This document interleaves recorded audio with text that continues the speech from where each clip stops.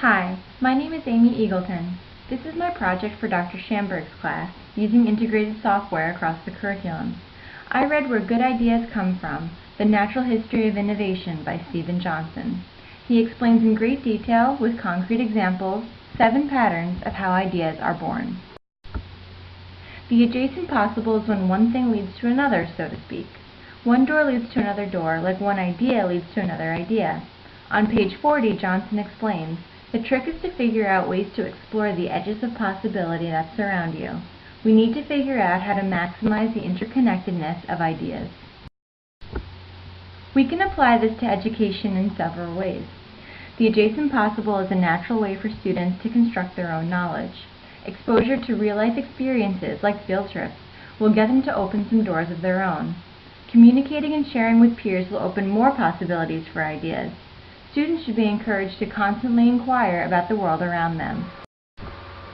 The slow hunch pattern explains that innovation sometimes requires time to develop. We could call it incubation time. This stage requires a lot of patience and reflection. Ideas should be recorded as they come and given time to grow. We shouldn't just let them slip away.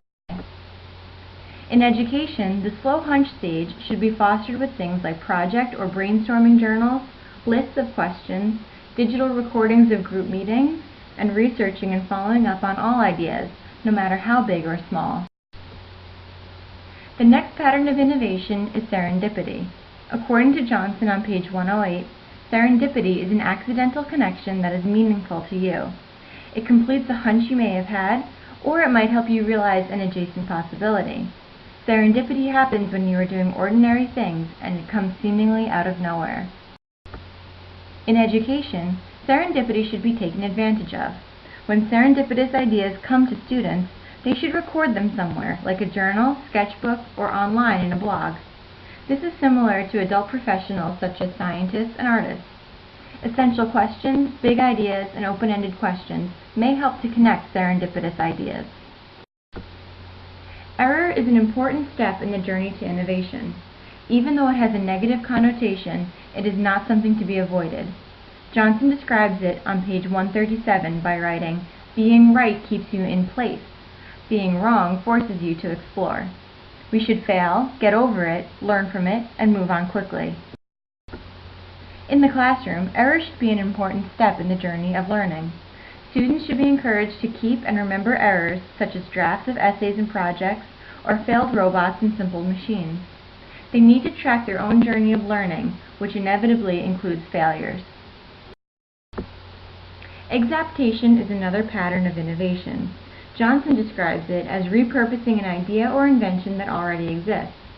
Exaptation includes taking an idea or object and giving it a new function, even if it means changing it slightly. In the classroom, the role of cell phones has changed dramatically. Once just used for calling, smartphones now help students remind themselves of work, respond to a teacher's question or take a quiz with an app, study, and create movies. Platforms and liquid networks are similar. Ideas need places to grow and develop. These places are physical spaces, which are platforms, and mental spaces, which are liquid networks. The slow hunch and serendipity expresses innovation's characteristic of time, while platforms and liquid networks express innovation's characteristic of location. Platforms are places to track, combine, and share ideas with others. Think of internet websites and computer programs. Other people can access, view, edit, and browse ideas.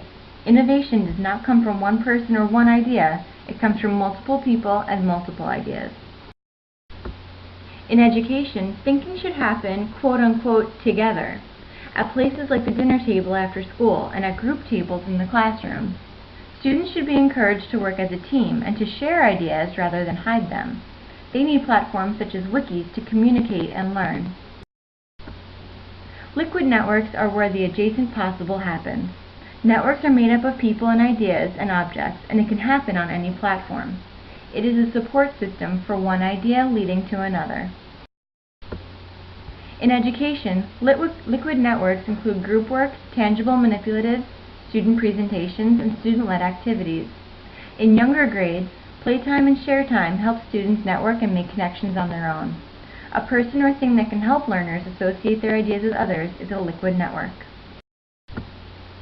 In conclusion, the 7 patterns of innovation, according to Stephen Johnson, are the adjacent possibility, the slow hunch, serendipity, error, exaptation, platforms, and liquid networks. We can use and foster these patterns to help learners in their journey to construct their own knowledge. One day, this will lead to further innovations and inventions that will continue to make the world a better place. We need to recognize their needs and patterns as thinkers, such as giving them the right kind of environment and motivation. Thank you for listening.